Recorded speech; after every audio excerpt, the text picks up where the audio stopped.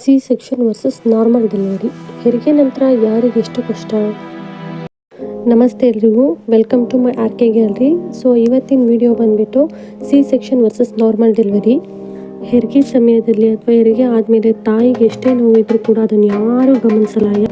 So ಇವತ್ತು ನಾವು C section versus normal delivery ಆದಮೇಲೆ ಯಾರಿಗೆ ಹೆಚ್ಚು ನೋವಿರುತ್ತೆ, ಏನೇನು ಪ್ರಿಕಾಷನ್ಸ್ ತೊಗೋಬೇಕು ಅಂತ ಟಿಪ್ಸ್ ನಾನು ಕೊಡ್ತಾ ಇದ್ದೀನಿ.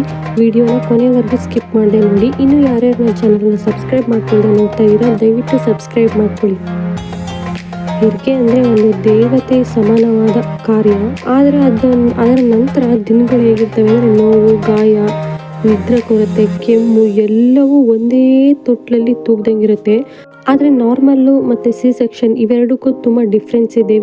ನಾರ್ಮಲ್ ಡೆಲಿವರಿ ಆದರೆ ದೇಹ ತುಂಬ ನೋವಲ್ಲಿರುತ್ತೆ. ಅದು ಹೇಳ್ಕೊಳ್ಳೋದಕ್ಕೂ ಆಗಲ್ಲ ಪಾಪ ಅವ್ರಿಗೆ, ಅಷ್ಟು ನೋವಲ್ಲಿರ್ತಾರೆ. ಸುಮಾರು 4 ರಿಂದ 6 ವಾರಗಳಲ್ಲಿ ದೇಹ ತಾನಾಗಿ ಚೇತರಿಸ್ಕೊಳ್ಳುತ್ತೆ. ನಾರ್ಮಲ್ ಡೆಲಿವರಿಯಲ್ಲಿ ಬಿಸಿ ಬಿಸಿ ನೀರಿಂದ ಸ್ನಾನ ಮಾಡೋದು ತುಂಬ ಹೆಲ್ಪ್ ಆಗುತ್ತೆ ದೇಹಕ್ಕೆ. ಪೆಲ್ವಿಕ್ ಎಕ್ಸರ್ಸೈಸ್ಗಳನ್ನ ನಿಧಾನಕ್ಕೆ ಆರಂಭಿಸಿ. ನಿಮ್ಮ ನಿದ್ದೆ ನೆರವಿಗೆ ಬರುವವರು ಇದ್ದರೆ ಸದುಪಯೋಗ ಪಡಿಸಿಕೊಳ್ಳಿ.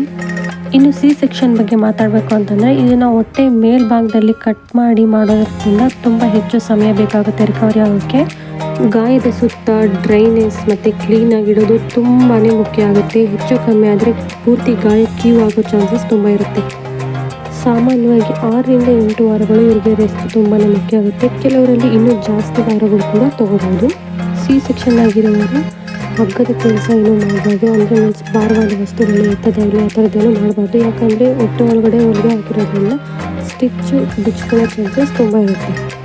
ತುಂಬ ಲೈಟ್ ಫುಡ್ನ ತೊಗೋಬೇಕಾಗುತ್ತೆ. ಬಿಸಿಲಲ್ಲಿ ಜಾಸ್ತಿ ನಿಂತ್ಕೋಬಾರ್ದು. ಗ್ಯಾಸ್ಟ್ರಿಕ್ ಸಮಸ್ಯೆ ಇರೋದು ತುಂಬ ಕಾಡ್ತಾ ಇರುತ್ತೆ. ಇದಕ್ಕೆ ಜೀರಿಗೆ ಮತ್ತು ಮೆಂತೆ ಕಷಾಯ ಮಾಡಿಕೊಂಡು ಕುಡಿಬೋದು. ನಿಧಾನಕ್ಕೆ ಎದ್ದೇಳೋದು ಮತ್ತು ನಿಧಾನಕ್ಕೆ ನಡೆಯೋದನ್ನು ಆರಂಭ ಮಾಡ್ಕೋಬೇಕು. ಸಡನ್ನಾಗಿ ಎದ್ದೇಳೋದು, ಜೋರಾಗಿ ನಡೆಯೋದೆಲ್ಲ ಮಾಡಬಾರ್ದು. ಸೊ ನಾರ್ಮಲ್ ಡೆಲಿವರಿ ಶೀಘ್ರ ಚೇತರಿಕೆ, ಆದರೆ ಆರಂಭದ ನೋವು ಹೆಚ್ಚು. ಸಿ ಸೆಕ್ಷನ್ ಆದರೆ ಆರಂಭದಲ್ಲಿ ಸಹನೆ ಕಡಿಮೆ, ಆದರೆ ಹೆಚ್ಚಿನ ಸಮಯ ಬೇಕು ರಿಕವರಿ ಆಗೋಕ್ಕೆ.